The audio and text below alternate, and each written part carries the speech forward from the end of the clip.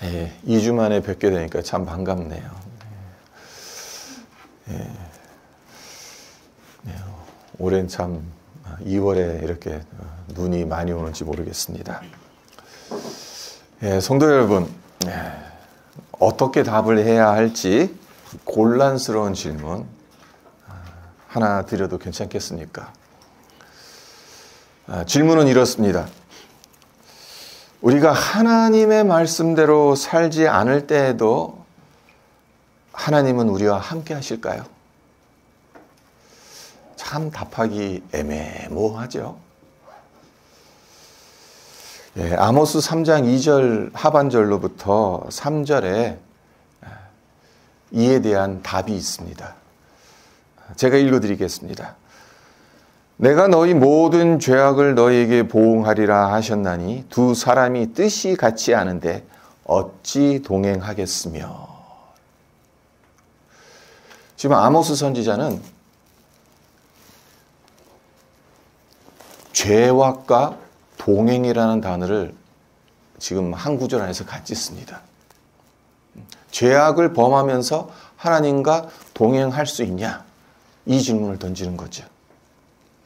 그러니까 하나님의 말씀대로 살지 않는다라는 것은 마치 이 세상 나라의 법을 지키지 않고 사는 것과도 같아요. 아주 작은 법규, 스탑사인 안 지켜보세요. 신호등 안 지켜보세요. 큰일 나죠. 벌칙금이 어마어마합니다. 세상의 법을 지키지 않아도 그에 따르는 벌을 받게 되어 있습니다. 하나님의 말씀대로 살지 않는다. 나는 누구 거 훔치지도 않았고 누구를 살인하지도 않았고 뭐 어쩌고 그래도 사실 그것 자체도 하나님의 법이고요. 하나님의 말씀대로 하나님의 법대로 살지 않는다는 것, 그거는 죄를 짓는 거나 다름없는 겁니다. 그리고 한 걸음 더 나아가서 죄를 짓는 것뿐만 아니라 하나님의 뜻과 같이 않다는 의미이기도 합니다.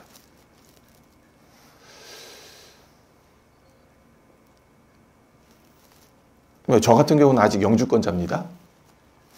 시민권은 아직 안 받았어요. 근데 만약 제가 그럴 일은 없겠지만 만약 음주운전을 하다가 발각이 됐어요. 그럼 어떻게 되겠습니까? 추방당합니다. 왜 그렇습니까? 이 사회의 법에 뜻을 같이 하지 않았기 때문입니다. 내가 이 공동체에 완전히 지금 속해 있는 사람이 아니잖아요. 저 같은 경우는 시민권자가 아니니까. 그러니까 여차없이 추방시키는 겁니다. 사회의 규약을 어겼기 때문에. 그러니까 하나님의 말씀을 지키지 않는다라는 것은 하나님의 뜻과 같이 하지 않는다는 의미이기도 하다는 겁니다. 이렇게 사는 사람이 하나님과 동행한다는 것은 어불성설이지 않겠습니까? 물론 우리가 잘못된 길을 간다면 하나님은 그저 멀리서 지켜보고만 계시지 않죠. 방관하지 않으십니다. 회초리를 드시고 징계를 해서라도 그 길에서 돌이키게끔 하십니다. 그러니까 이런 점으로 본다면 우리가 잘못을 범한다 해도 하나님은 우리와 함께 하신다라고 말할 수는 있습니다. 하지만 간과하지 말아야 할 것이 있어요. 우리가 잘못을 범해도 하나님은 우리와 함께 하시기는 하겠지만 우리의 잘못을 동의하고 동조하시지는 않는다는 겁니다. 그러니까 불편한 동행이 되는 거예요, 한마디로. 누군가와 함께 길을 걸어가는데 불편한 동행이라면 얼마나 괴롭습니까? 근데 하나님 입장에서는 어쩔 수 없이 하나님의 자녀이고 하나님의 백성이니까 동행해 주세요. 하지만 하나님의 마음은 아주 불편하신 거예요. 괴로우신 거예요.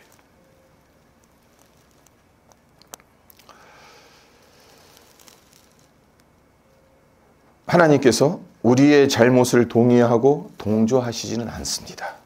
동행하시긴 하겠지만 그 점을 오늘 본문 말씀을 통해서 구체적으로 살펴보고자 합니다. 먼저 본문 앞장에서 어떤 일들이 일어났는지를 짤막하게 말씀드리겠습니다. 야곱이 야복강에서 하나님의 천사와 씨름을 하죠. 그래서 이깁니다. 이스라엘이라는 이름을 얻습니다. 그리고 마하나임에서는 하나님의 천사의 보호를 받습니다. 그리고 형 에서의 마음을 돌이키셔서 화해할 수 있도록 역사하신 하나님의 은혜를 경험합니다. 그러니까 야곱으로서는 인생 최대의 고비를 넘긴 셈입니다. 그리고 이제 평안과 안정을 누릴 수 있게 된 겁니다. 그것이 지금 오늘 본문 말씀의 배경이에요. 전혀 예기치 못한 사건이 터집니다. 어떤 사건입니까? 금지옥엽 키운 외동딸 디나가 그 땅의 여자들을 보러 나갔다가 불행스러운 일을 당하죠. 34장 1절과 2절을 보시면 레아가 야곱에게 낳은 딸 디나가 그 땅의 딸들을 보러 나갔더니 히 족속 중 하몰의 아들 그 땅의 추장 세겜이 그를 보고 끌어들여 강간하여 욕되게 하고. 이제 인생의 고비를 다 넘기고 이제 좀 마음이 편안해지려나 했는데 이 소식을 야곱이 듣게 되는 겁니다. 그래서 얼마나 그 심정이 오죽했겠습니까? 우리 역시 자식을 키우는 부모이니까 그 마음이 어떠할지 충분히 알 수 있잖아요. 근데 안타까운 것은 이 비극이 안 일어날 수도 있었다는 겁니다. 이게 안타까운 거예요.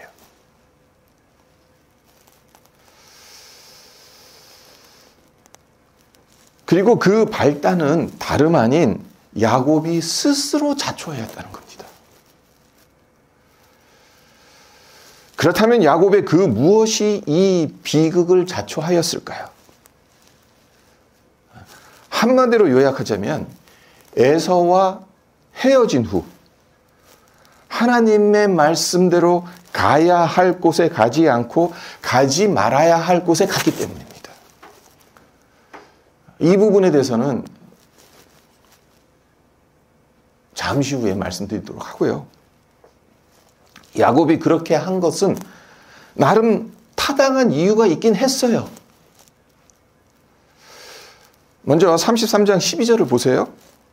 자, 에서가 이르되 우리가 떠나자 내가 너와 동행하리라 라고 하죠. 자, 야곱과 화해한 에서는 야곱에게 동행하겠다는 제안을 하고 있는 겁니다. 근데 이 제안은 어떤 제안인가 하면 이런 제안입니다.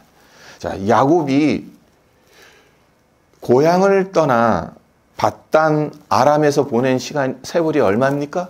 20년입니다. 20년을 타지에서 보낸 야곱에겐 가나안 땅으로 돌아와 정착하기란 쉽지 않았겠죠. 제가 캐나다 지금 온 지 25년이 됐습니다. 다시 한국 가서 살라 그러면 매우 힘들 겁니다. 그곳에서 태어나고 그곳에서 자랐다 하더라도. 네, 에서는 그런 야곱에게 정착을 위해 도와주고 안전하게 지켜줄 테니 내가 너와 동행하겠다. 나의 거처로 가자. 그렇게 제안을 합니다. 괜찮은 제안이지 않습니까? 정착을 하기 위해선 누군가의 도움이 필요합니다. 그것도 형이 도와준다고 하는데 얼마나 감사한 일입니까? 하지만 야곱은 에서의 이 제안을 에서의 기분이 상하지 않도록 아주 정중하게 거절해요. 33장 13절과 14절에 그 거절의 내용이 나오죠. 야곱이 그에게 이르되 내 주도 아시거니와 자식들은 연약하고 내게 있는 양떼와 소가 새끼를 데리고 있은즉 하루만 지나치게 몰면 모든 떼가 죽으리니 청하건대 내 주는 종보다 앞서 가소서. 나는 앞에 가는 가축과 자식들의 걸음대로 천천히 인도하여 세일로 가서 내 주께 나아가리이다. 아주 정중하게 거절합니다. 이렇게 거절하니까 에서가 또 뭐라고 합니까? 아, 그럼 내 수하에 있는 부하를 몇 명 붙여줄게. 세일로 오려면 길도 잘 모르잖아. 그러니까 길잡이를 붙여줄게. 그 제안을 하죠. 15절에 그 내용이 나옵니다. 에서가 이르되 내가 내 종 몇 사람을 내게 머물게 하리라. 근데 이것도 싫다고 합니다. 아, 그렇게까지 하실 필요가 없습니다. 제가 알아서 가겠습니다. 그러니까 뭐 에서 입장으로 그래. 그러면 세일에서 보자. 조심히 와라. 그리고 이제 헤어졌죠. 야곱이 왜 에서의 제안을 거절했을까요? 여러 가지 이유가 있겠습니다만은 가장 중요한 이유는 에서가 지금은 야곱을 용서하고 화해한 것처럼 보여도 언제 마음을 바꿔 야곱을 해할지 모르잖아요. 야곱 입장으로는 계속해서 긴장해야 되는 겁니다. 에서의 영향력 안에 있는 것이 여러모로 좋지 않습니다. 그래서 자식들은 어리고 소와 양들은 새끼를 데리고 있어 힘들게 이동했다간 문제가 생길 수 있으니까 형님 먼저 가시고 저희는 천천히 형님 계시는 세일로 가서 형님을 찾아뵙겠다 말하죠. 하지만 이 말은 거짓말입니다. 왜 그렇습니까? 그 이후에 창세기를 읽어보세요. 세일로 갔다는 말이 없습니다. 야곱이. 에서와는 대면하기 싫은 거예요. 무서운 거예요. 두려운 거예요. 여전히. 나중에 아버지 이삭이 죽었을 때, 장례를 치렀을 때, 그때 가서야 다시 에서와 대면하게 되죠. 여기까지는 야곱이 잘했어요.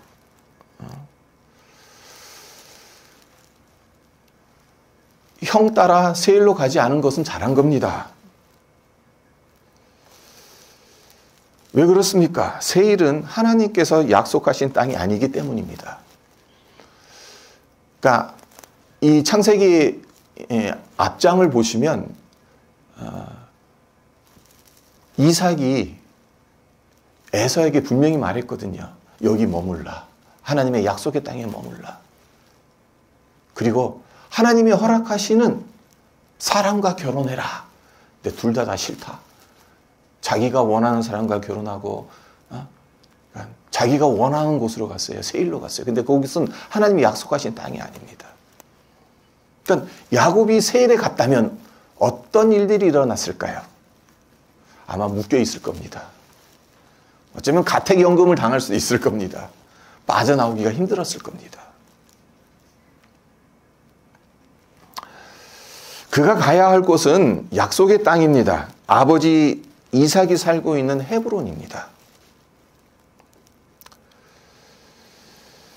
야곱이 세일에 안 간 것은 잘 선택한 것이지만 문제는 곧바로 헤브론으로 가지 않고 숫곳에 잠시 머문 후 세겜으로 이동했다는 것이 문제입니다.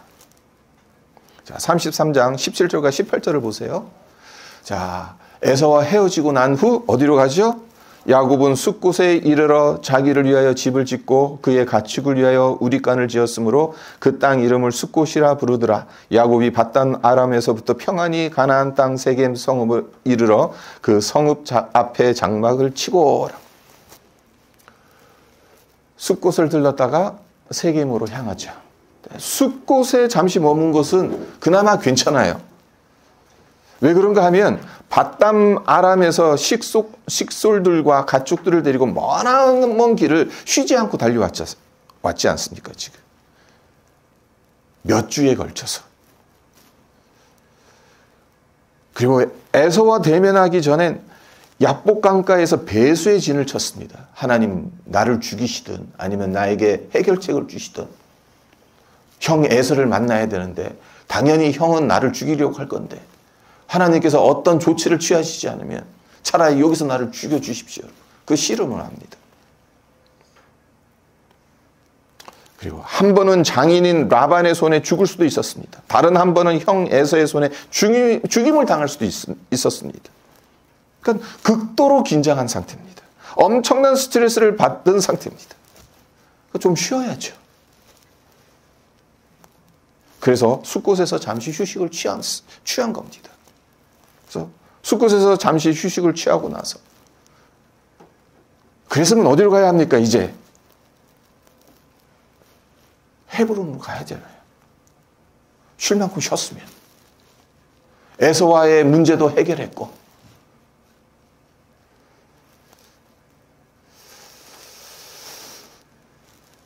하지만 헤브론으로 가지 않고 숫곳 바로 옆에 있는 세겜으로 이동했어요. 그리고 그곳 땅을 또 매입까지 합니다. 19절을 보세요. 그가 장막을 친 밭을 세겜의 아버지 하몰의 아들들의 손에서 백흐시타에 샀으며. 야곱이 무슨 꿍꿍이 속이 있어서 땅을 매입했는지 정확히 알 수는 없습니다만은 잠시 머물다 갈 곳이라면 굳이 땅을 매입할 필요까지 있겠습니까? 실제로 야곱이 세겜에서 7년 정도 머물렀다는 것이 많은 성경학자들의 추정하는 바입니다. 몇 주, 몇 달 있었던 게 아니에요. 7년을 있었어요. 7년을. 자, 이런 걸 보면 잠시 머문 게 아니라 어쩌면 그곳에 평생 정착하려는 생각을 했다고 봐도 무방합니다. 그리고 이제 그럴 땅까지 매입하고 여기서 정착하려고 생각을 했으니까 어떻게 해야 됩니까? 입주 예배를 드려야죠. 우리식으로 하자면. 그래서 하나님 앞에 제단을 쌓습니다. 그리고 그곳 이름을 엘엘로헤 이스라엘이라고 부르죠. 20절을 보시면 나옵니다. 근데 엘엘로헤 이스라엘의 뜻이 뭐냐? 하나님 이스라엘의 하나님이라. 그러니까 그 전까지는 누구의 하나님이었습니까? 아브라함과 이삭과 야곱의 하나님이었습니다. 네, 세겜에 정착하면서 야곱이 하나님을 누구라고 부릅니까? 이스라엘의 하나님이라고 부릅니다. 야복강가에서 얻은 그 이름. 처음으로 공식적으로 당신은 이제 이스라엘의 하나님입니다. 그러니까 엄청난 신앙 고백을 하는 아주 중요한 신앙 고백인 거예요. 자신의 정체성을 분명하게 알고 있다라는 고백인 거예요. 이런 걸 보면 세겜에 머문 것을 무조건 잘못됐다라고 말할 수는 없겠죠. 사실 세겜이라는 지역은 참 중요한 곳이에요. 세겜은 야곱의 할아버지인 아브라함이 갈대아 우르에서 하나님의 지시에 따라 생명부지의 땅 가나안에 들어왔을 때 처음으로 제단을 쌓았던 곳입니다. 얼마나 중요한 땅이지. 하나님께서 약속하신 땅 가나안에서 아브라함으로 시작되는 이스라엘 민족 여정의 출발점이라는 굉장히 중요한 의미를 갖고 있는 땅입니다. 그런 중요한 의미를 지닌 세겜에서 야곱이 단을 쌓고 예배를 드렸다는 것은 잘한 일이지 잘못된 일은 아니라는 겁니다.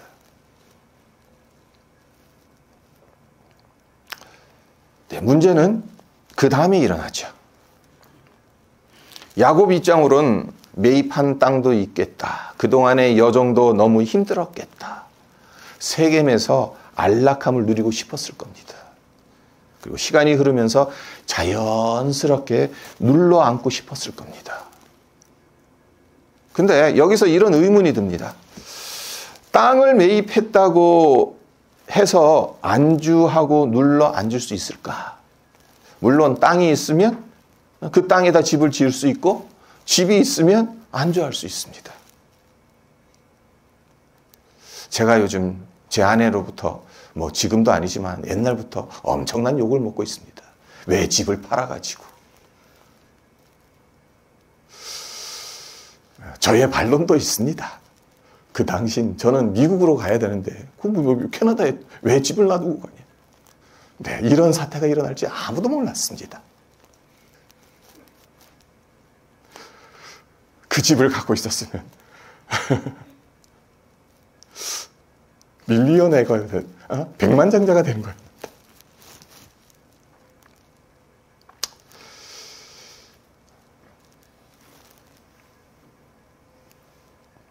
자, 땅이 있겠다, 집 있겠다. 머물고 싶겠죠, 거기에. 네, 그것만으로는 설명이 부족합니다. 중요한 사실을 우리는 하나 알아야 해요. 고대 사회에선 원주민의 땅을 외부인이 매입하는 것이 매우 어려웠다는 겁니다. 땅을 일시적으로 빌려 사용하는 것은 가능하지만 그 땅을 영구적으로 소유하는 것은 거의 불가능에 가깝습니다. 그러니까 이러한 배경을 고려할 때 야곱이 세겜 족장 하몰의 아들들에게서 땅을 매입하여 자기 소유로 삼았다는 사실은 그의 영향력이 세겜 지역에서 상당히 컸다는 것을 암시합니다. 자, 생각해 보세요. 일개 외부인이 땅 사겠다고 하면 누가 땅을 내주겠어요? 땅 안 내줍니다. 여러 가지 이유가 있어요. 그 안에는. 이방인 신용이 있으니까 뭘 알아요. 괜히 들어왔다가 사회 흐트러뜨리게 하고 문제 발생시킬 수도 있고 여러 잡음도 생길 수 있고. 근데 지금 족장의 아들들의 땅을 샀다고 했어요. 일반 백성의 땅도 아닌 세겜 지역의 최고 지도자의 아들들의 땅을 야곱의 이름이 세겜 지역 사람들에게 이미 잘 알려져 있었다는 겁니다. 일개 외부인이었다면 토지를 매입하는 것이 불가능했을 텐데 야곱은 일반 백성이 아닌 세겜 족장들의 아들로부터 땅을 매입했다는 것. 그러니까 세겜 사람들 사이에서 상당한 존중과 대우를 받았다는 의미입니다. 자, 이런 상황이라면 누구라도 세겜에 오랫동안 머물고 싶지 않겠습니까? 그래서 방금 전에 말씀드렸듯이 야곱은 7년을 세겜에 머물렀던 겁니다. 하지만 이것이 디나가 겁탈을 당하고 이에 대한 복수로 야곱의 아들들이 세겜 사람들을 살육하는 야곱의 가슴을 시커멓게 만드는 사건의 발단이 될 줄 야곱인들 알았겠습니까? 만약 알았더라면 세겜에서 곧바로 나왔겠죠. 제가 20년 전에 알았더라면 그거와 마찬가지로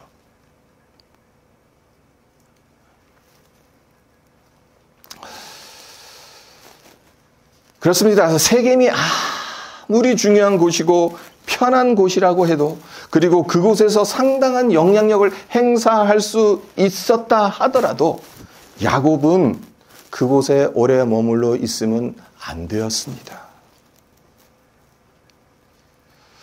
한 가지 더 살펴볼 것이 있습니다. 야곱의 최종 목적지가 헤브론이기는 합니다마는 헤브론에 가기 전에 꼭 들러야 할 곳이 한 곳이 있었어요.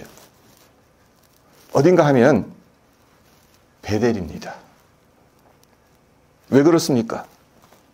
이 점을 이해하기 위해선 창세기 28장의 내용을 우리가 알아야 하는데 아주 간단하게 말씀드리겠습니다. 자, 에서가 장자권을 빼앗겼어요. 그래서 야곱을 죽이려고 하죠. 그래서 어머니 리브가가 야곱을 그녀의 고향인 밧단 아람으로 급히 피신시킵니다.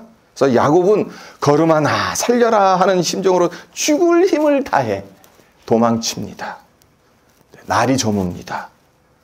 들판에서 들짐승들의 포효 소리를 들으며 야속을 합니다. 두렵습니다. 후회스럽습니다. 그런 그에게 하나님께서 찾아오십니다. 그리고 약속을 주시죠. 내가 너와 함께 있어 내가 어디로 가든지 너를 지키며 너를 이끌어 이 땅으로 돌아오게 할지라. 내가 내게 허락한 것을 다 이루기까지 너를 떠나지 아니하리라 라는 약속을 주십니다. 야곱도 하나님에 대해서는 알고 있었어요. 하지만 아버지로부터 전해 들은 겁니다. 직접 하나님의 음성을 들은 것은 이때가 처음입니다. 그러니까 하나님을 처음 만났던 장소가 베델입니다. 하나님으로부터 약속을 받은 곳이 베델입니다. 그러니까 베델은 정처 없이 도망가는 신세, 목숨을 부지하기 힘든 상황에서 이 땅으로 다시 돌아오게 하시고 함께 하시겠다는 하나님의 음성을 들었던 야곱에겐 은혜의 장소입니다. 그리고 20년이 지나서 이제 밧단 아람을 떠나서 가나안 땅으로 돌아오잖아요. 그때 하나님께서 야곱에게 이런 명령을 하십니다. 31장 13절인데 읽어드립니다. 나는 베델의 하나님이라. 내가 거기서 기둥에 기름을 붓고 거기서 내게 서원하였으니 지금 일어나 이곳을 떠나서 내 출생지로 돌아가라 하셨느니라. 자, 하나님께서 야곱에게 당신을 베델의 하나님이라고 말씀하시는 이유가 무엇이겠습니까? 20년이 지난 시점이잖아요, 지금. 밧단 하람으로 갔다가 다시 가나안으로 돌아왔으니까 20년이 지난 베델에서 있다가 베델에서 하나님의 음성을 듣고 20년이 지난 시점이. 네. 돌아오는 이제 가나안 땅으로 돌아가려고 하는 야곱에게 하나님께서 이 말씀을 하시는 거. 나는 베델의 하나님이다. 왜 그 말씀을 하시는 것이겠습니까? 야곱에게 베델을 상기시키시는 거죠. 베델의 은혜, 베델의 약속, 베델의 서원을 기억하라는 겁니다. 그 마음으로 돌아가라는 겁니다. 그러니까 헤브론 땅에 들어가기 전에 꼭 들러야 되는 곳이 어디입니까? 베델인 거예요. 그리고 나중에 이제 35장에 가서 보면 야곱의 아들들이 세겜 사람들을 다 살육했으니까 그 주변 사람들이 가만히 있겠습니까? 이제 야곱 일가를 다 죽이려고 했겠죠. 도망쳐 나왔어야 했어요. 근데 그때 하나님께서 어디로 올라가라고 했냐면 베델로 올라가라.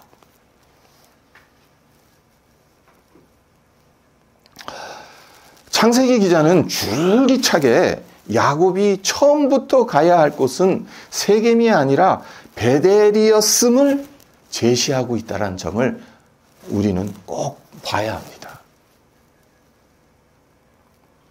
야곱은 애초에 에서와 헤어진 후 세겜이 아닌 베델로 갔어야 하는 겁니다. 앞에서 이미 말씀드렸습니다마는 오늘 설교의 매우 중요한 부분이라서 다시 한번 말씀드립니다. 야곱은 죽을 고비를 넘기고 난 후 잠시 머물 요량으로 세겜에 갔겠죠. 그런데 세겜 사람들이 야곱을 귀빈으로 대접해 주는 겁니다. 그곳에서의 삶이 생각보다 괜찮은 거예요. 그래서 새털만큼 많은 게 시간인데 내일 가지 뭐. 그게 하루 지나다 보니까 7년이 된 거예요. 우리 역시 이런 생각을 할 때가 있지 않습니까? 와, 오늘 좀 피곤한데 내일 하지 뭐. 새해 결심한 것 벌써 2월 다 지나가고 제대로 못했는데 올해는 망쳤어. 내년에 다시 시작하자. 이렇게 미룰 때가 참 많지 않습니까? 하지만 이렇게 하면 어떻게 됩니까? 영적으로 점점 무뎌집니다. 나태해져요. 제가 예전에 참 많이 말씀드렸던 예화입니다. 자, 개구리를 뜨거운 물 안에 집어넣으면 어떻게 됩니까? 곧바로 튀어나옵니다. 아, 뜨거워! 하면서 튀어나와요.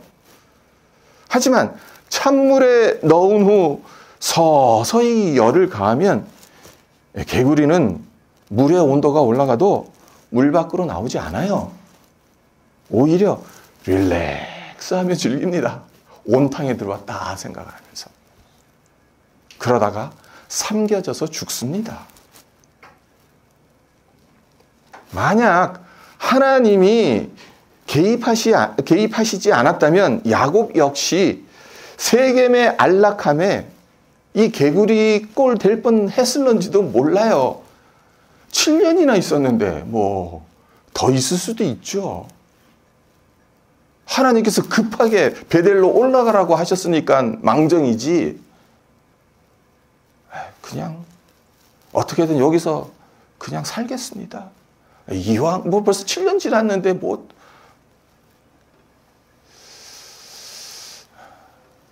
우리와 관련돼서 한마디도 말씀 안 드렸습니다. 이제까지. 하지만 알아들으셔야 돼요. 이게 우리에게 무슨 의미로 들려줘야 되는 말씀인지.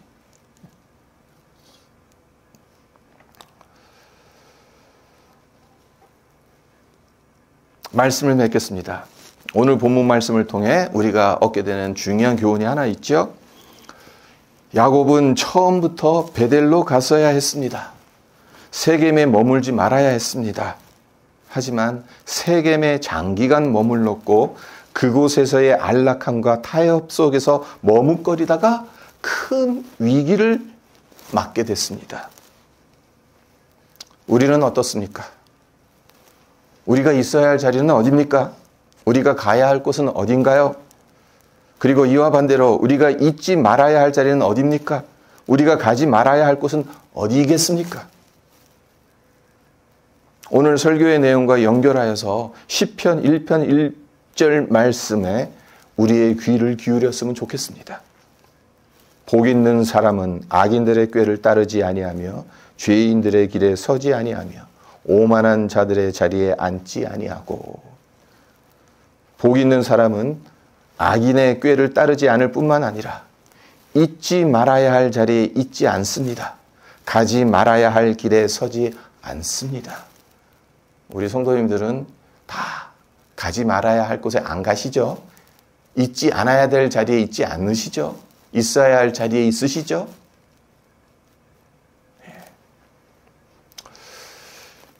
야곱이 세겜에 머문 것이 어떤 화를 당했는지 반면교사로 삼아서 우리가 있어야 할 자리에 있는 것이 얼마나 중요한지를 깨닫고, 그래서 늘 하나님과 동행하시기를 주님의 이름으로 축원드립니다.